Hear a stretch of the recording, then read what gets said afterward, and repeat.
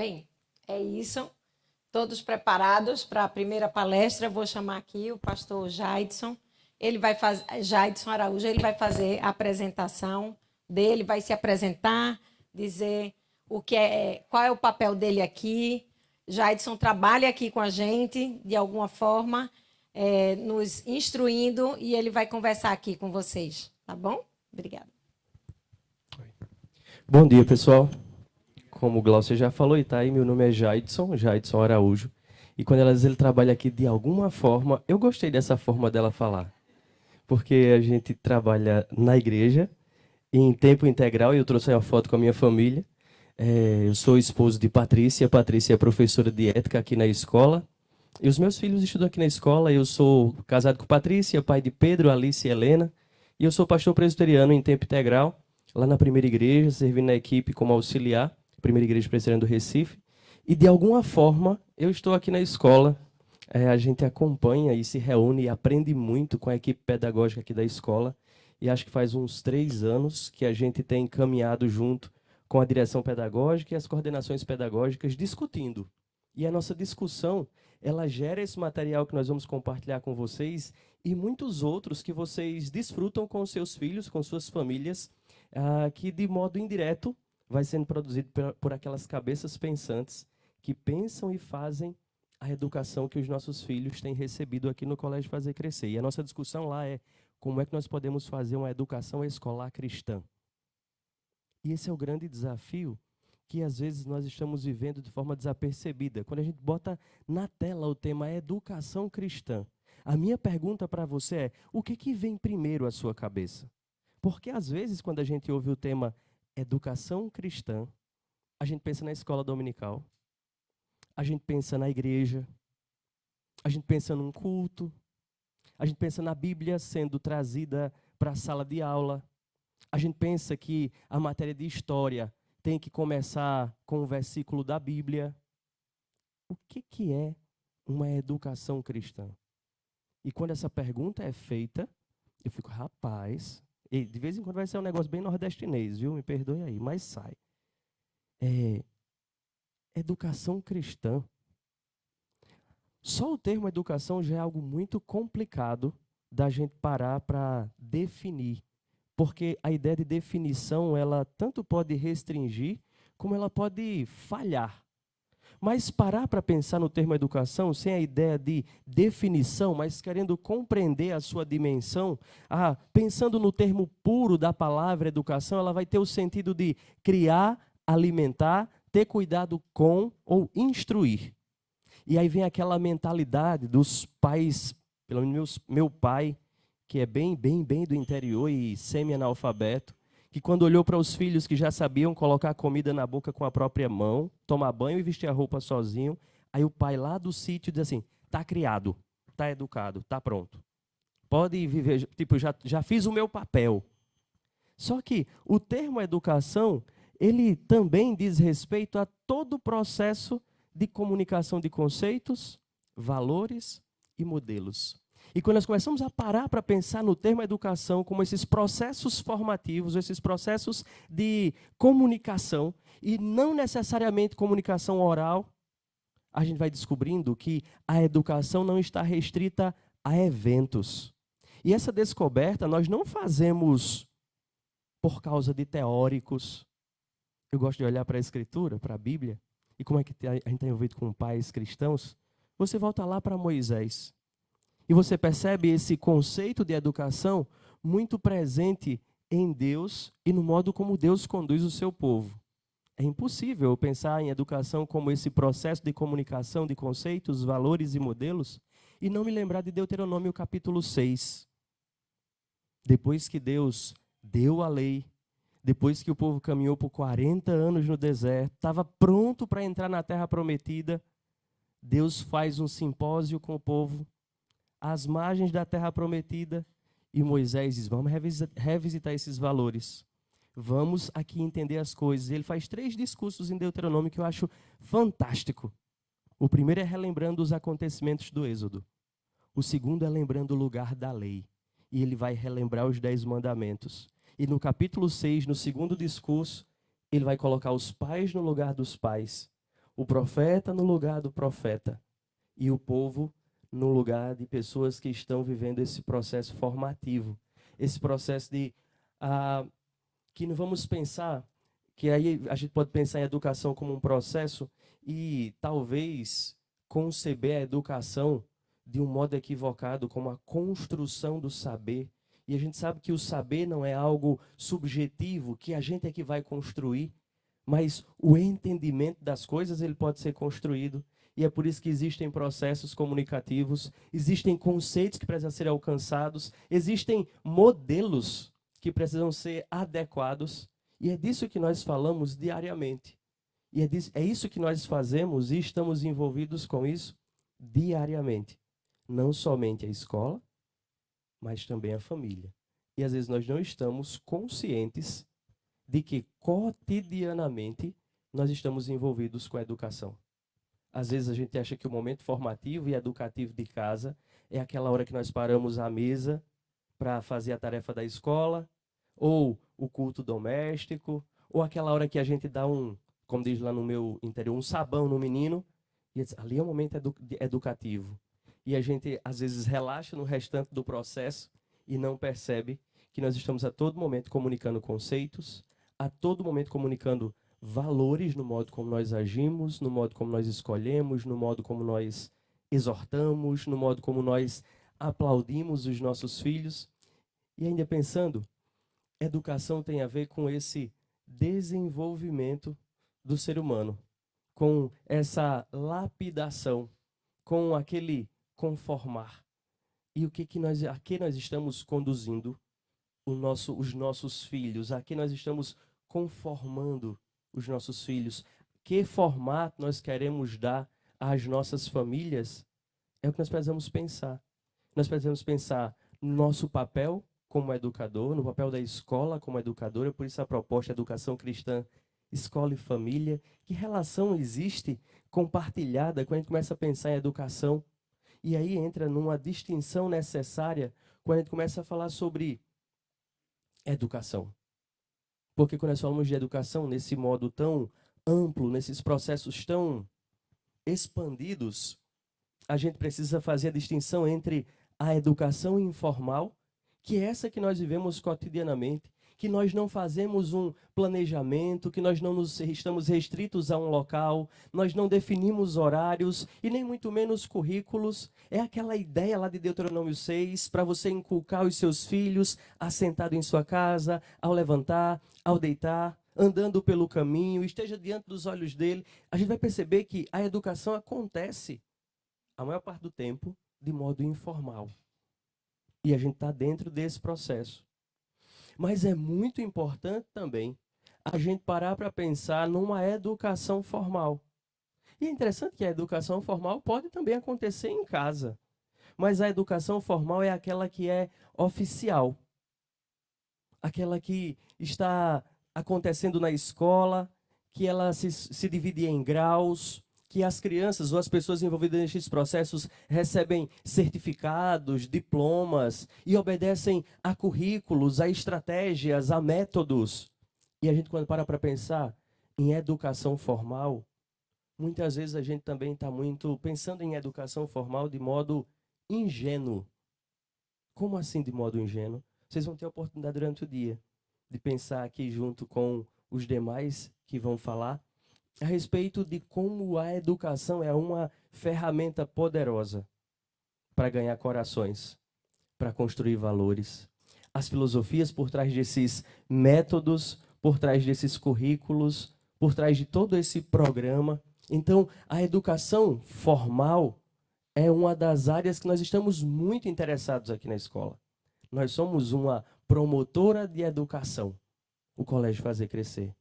E quando eu paro para pensar nessa educação formal, não existe nenhum promotor de educação, nenhuma escola que queira apenas ensinar o seu filho português, matemática, história, geografia, toda educação. E aí vocês vão receber a indicação, né, aqui de vários livros, mas um deles é esse livretinho aqui, para mostrar para a gente que não existe nenhuma promoção de educação que seja neutra.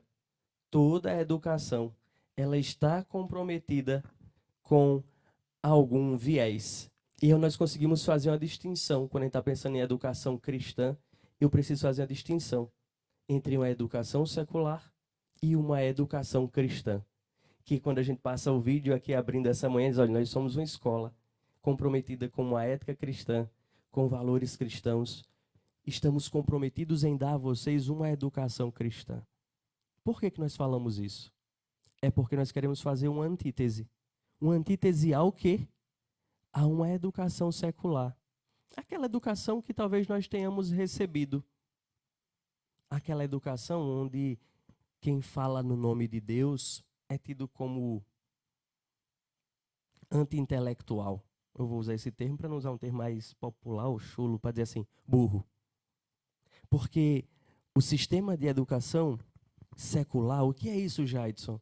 O que é uma educação secular? Por secular, a gente vai olhar lá para a Bíblia, quando Paulo fala aos Romanos, um texto muito famoso, eles não vos conformeis com este século ou mundo. Daí nós podemos entender o que é secular, mas quando você vai para dentro da filosofia para pensar em secularização, a gente percebe dentro disso esse processo de distanciamento do que é sagrado ou divino e uma aproximação do que é avesso a Deus, ou um distanciamento de Deus. Quando você pensa numa educação secular, é um sistema de educação onde o ponto de partida ele nega a existência de Deus, onde na sua prática, na sua metodologia, qualquer aspecto de fé, ele é negado. E, consequentemente, se eu parto de uma não existência de Deus e eu caminho por uma metodologia onde se nega a existência de Deus, onde é que eu vou chegar com essa prática de educação secular? Consequentemente, a negação.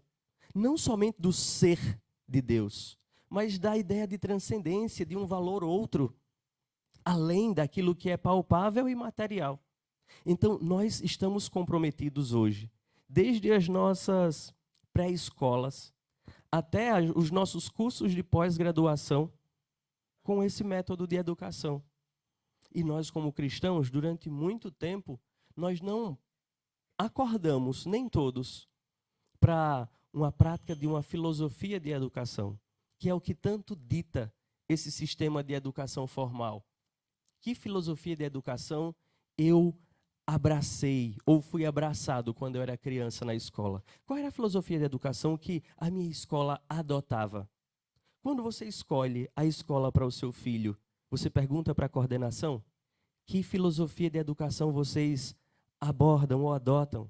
E quando a gente faz essa pergunta, nós sabemos o que estamos perguntando?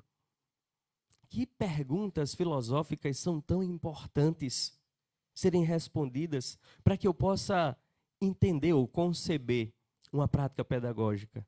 E é interessante. Por exemplo, uma pergunta muito básica é: o que é o ser humano?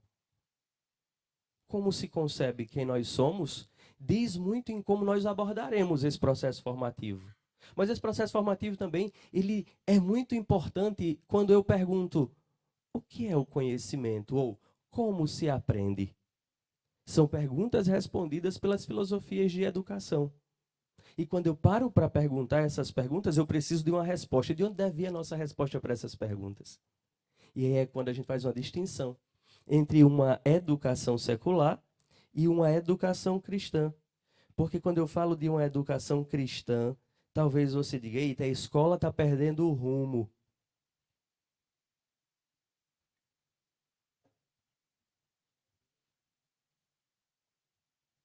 Porque a escola pode oferecer uma educação cristã. E quando você procura uma escola cristã, o que nós estamos procurando numa escola que ofereça educação cristã? Porque aqui entra a ideia de pensar num ensino confessional e no ensino laico, naquele tópico anterior. O ensino laico é o discurso das escolas seculares. E o ensino confessional seria uma prática de uma educação cristã. Só que eu vou e lembro novamente do autor Felipe Fontes. Quando o discurso de laicidade, ele vem para dizer que a escola não está comprometida com nenhuma religião, na verdade o que a laicidade tem feito é oferecer um ensino secular. A negação do que é divino, a negação do que é espiritual. E preste atenção no déficit dessa educação. Porque quando eu penso no termo educação, eu penso num processo formativo do ser, integralmente. E quando eu penso numa escola secular ou laica, eu estou pensando numa pessoa ou numa escola que olha para o ser humano não na sua inteireza, não na sua integridade.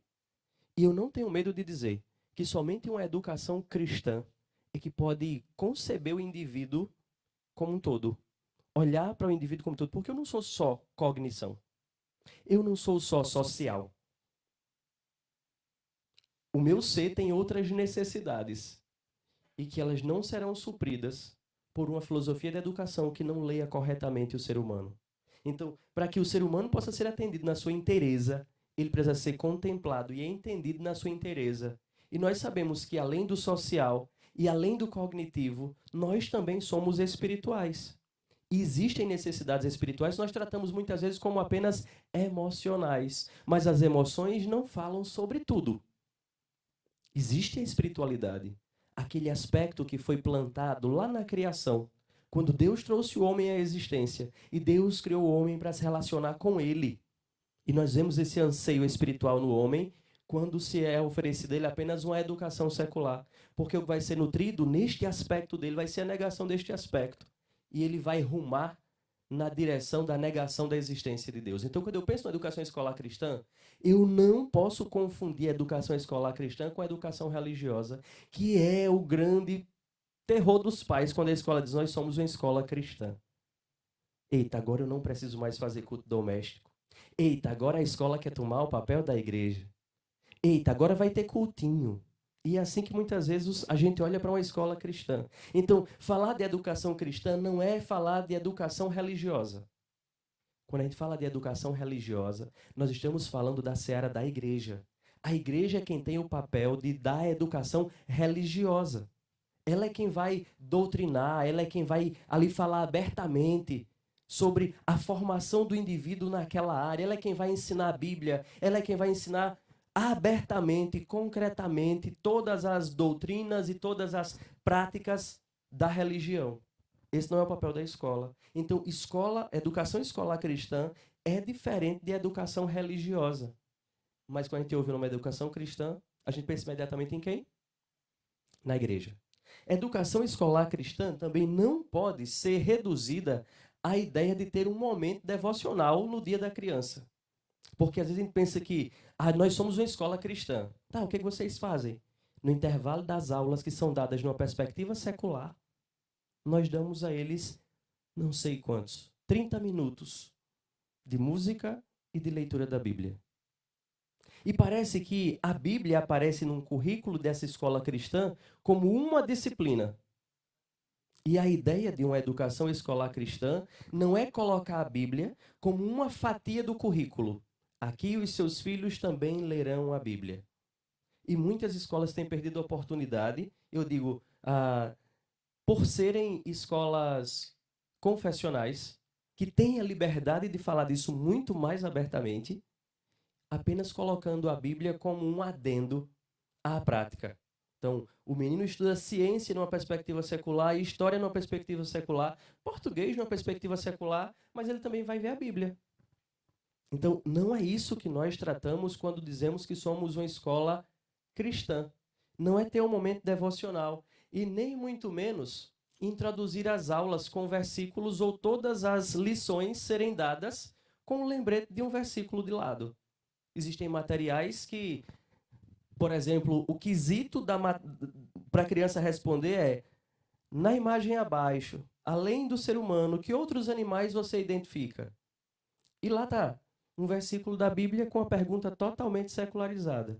Então, a ideia de uma educação cristã não é inserir um versículo na tarefa dos filhos.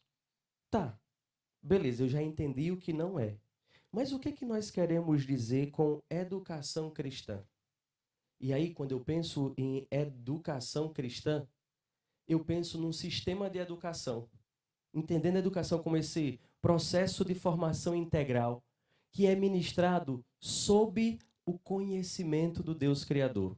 Como assim sob? É considerando a existência de Deus, como Deus se revela. Não necessariamente vai se falar de um versículo na aula para que ela seja cristã. Não necessariamente terá um momento devocional no dia da criança na escola para que esse ensino seja considerado cristão. Mas é um sistema pensado com métodos, considerando, por exemplo, a revelação de Deus, a Bíblia, como verdade, e não aquele sistema que a pessoa até cita, o criacionismo, mas o professor vai falar em tom jocoso e dizer, e tu acredita nesse negócio? Então, isso já é mostrado para a criança como alguém que é doutor, ou professor, ou estudado, aquela ideia da autoridade, e ele já vai falar do tópico como que descredibilizando, embora que ele fala por obrigação, mas porque aqui é uma escola cristã, mas ele fala daquilo sem nenhum crédito, porque ele não considera, ele não respeita, não está submisso ao conhecimento do Deus Criador, à realidade de Deus Criador. E a ideia é que nesse ensino eu também preciso considerar os atributos de Deus e sua pessoa. Traduzindo para termos mais úteis dos nossos dias, é a ideia de uma educação sob uma cosmovisão cristã. E quando parar para pensar, não sei se você já ouviu o termo cosmovisão, mas com certeza, e eu penso numa cosmovisão cristã, você já foi apresentado aqueles termos: criação, queda, redenção, consumação.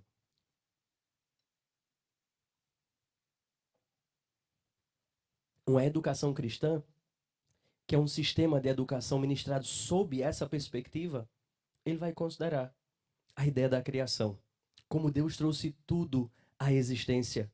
Quem é o ser humano? Quais são os traços que foram impressos por Deus na criação? As leis, os mandatos. Um professor que conhece isso, ele vai, por exemplo, olhar para a natureza e ele, quando for dar sua aula de geografia, ele não vai ver o homem como um intruso. Porque é assim que muitas vezes nós tratamos o ser humano, quando a gente está dando aula sobre cidades, por exemplo. Lá para aqueles menininhos pequenininhos. Aí a gente vai mostrar a paisagem bem bonita, como era antes do ser humano chegar. E depois vai mostrar a figura de uma cidade.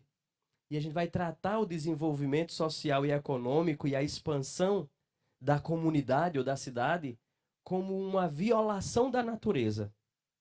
Aí esse princípio não é o princípio que é dado para a gente lá na criação. Porque o mandato de Deus é multiplicai-vos, sede fecundo, enchei a terra, explorai. Não é assim? Para desenvolver as potencialidades. Então a ideia de que o homem é um agente que viola. A gente sabe que o pecado, que é o segundo tópico de uma cosmovisão, vai afetar isso no homem. Ele recebeu uma ordem de Deus de explorar as potencialidades da criação. O pecado afetou isso. Por isso que existe a destruição, a poluição e toda essa ganância demonstrada pelo egoísmo humano. Mas eu também preciso olhar e lembrar de um aspecto, que a solução não é tirar o homem da natureza, ou o homem se camuflar na natureza, mas haverá uma restauração de todas as coisas. Como é que a gente trabalha esses princípios numa aula de química? Como é que a gente trabalha isso nas aulas de matemática? É tratar, e não todo o tempo ficar falando sobre Deus, mas como nós lemos o meio como nós vivemos.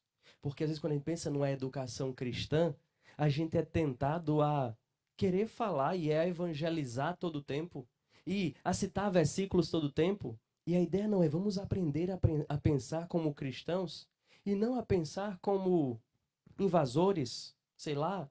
Não vamos entender a vida como essa guerra diária entre o que é certo e entre o que é certo e errado, não, entre guerras ou classes, ou uma disputa do homem e a natureza, ou entender tudo como essa ideia de retrocesso ou progresso.